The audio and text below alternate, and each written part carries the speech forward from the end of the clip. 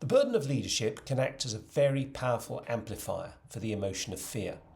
The impact of the decisions you have to take, the responsibilities you hold for others, and the expectations of the people around you, at work and at home, can make that fear so intense as to be paralysing, crippling even.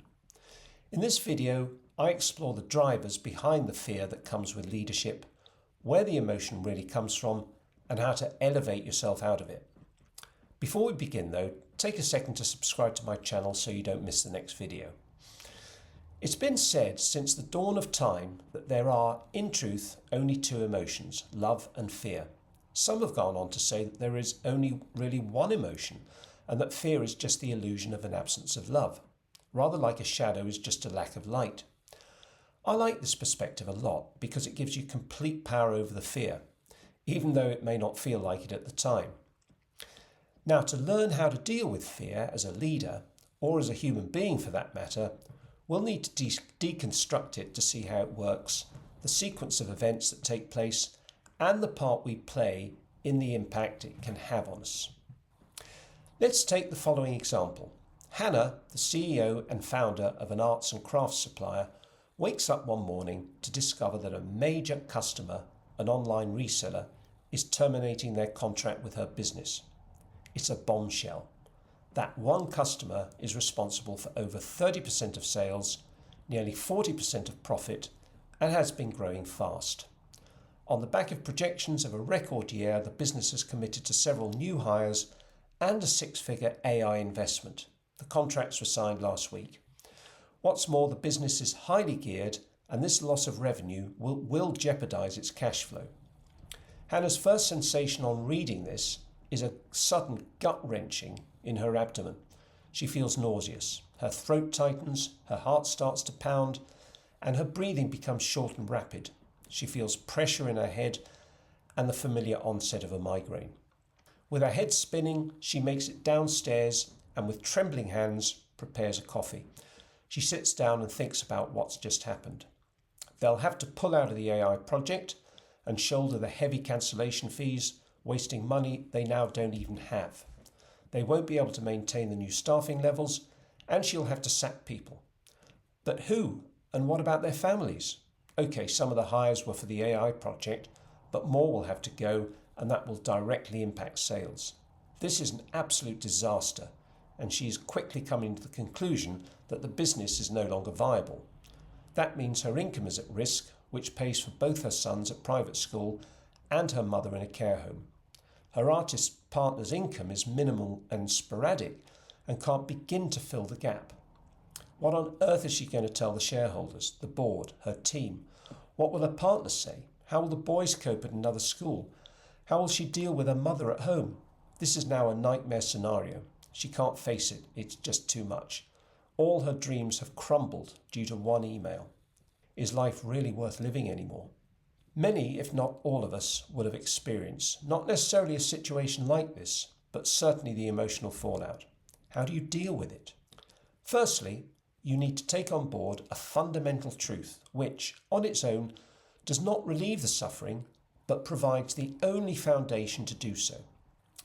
And that is that the situation you find yourself in and your emotional reaction to it are completely independent of each other.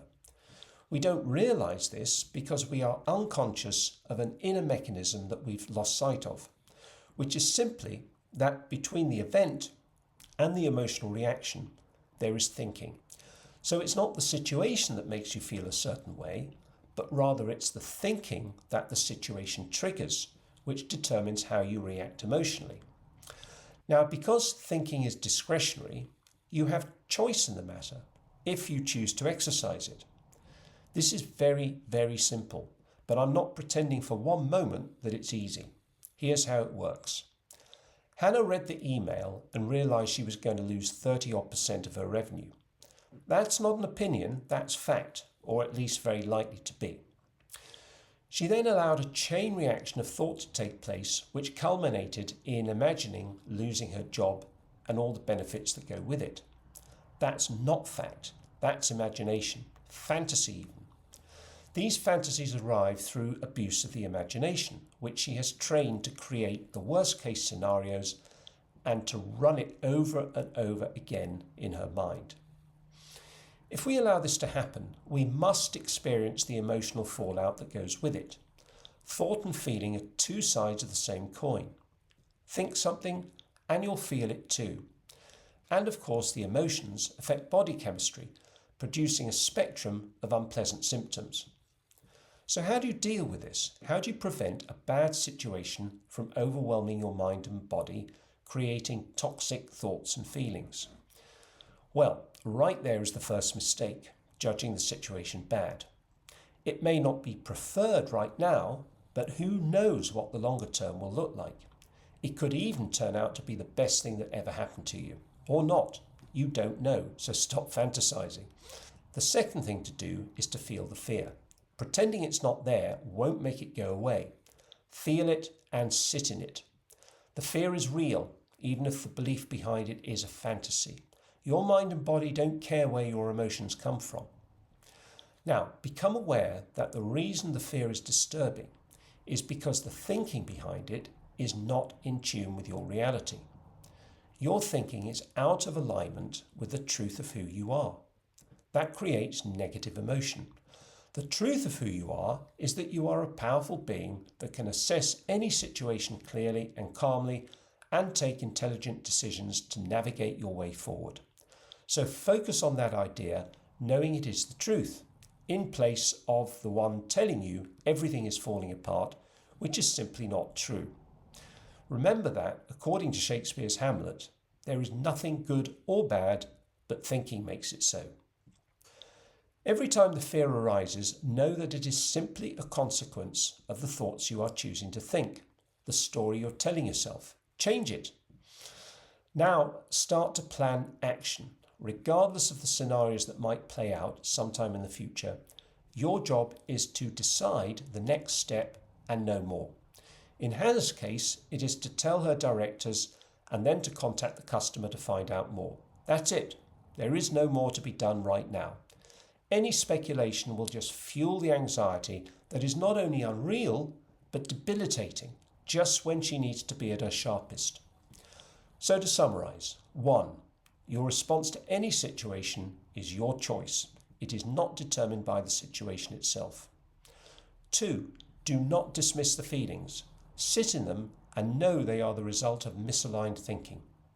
3. Focus on the next step only, what you do now, not future scenarios. Do not dismiss this approach as simplistic or too difficult. I can guarantee that it works from my own experience and that of many clients. But it needs strength of character and determination. You will find that progressively, as you elevate yourself out of the unwanted emotions, you become less of a victim and more of an architect. If you found this useful, hit the thumbs up below and subscribe to my channel. Thanks for listening and see you in the next video.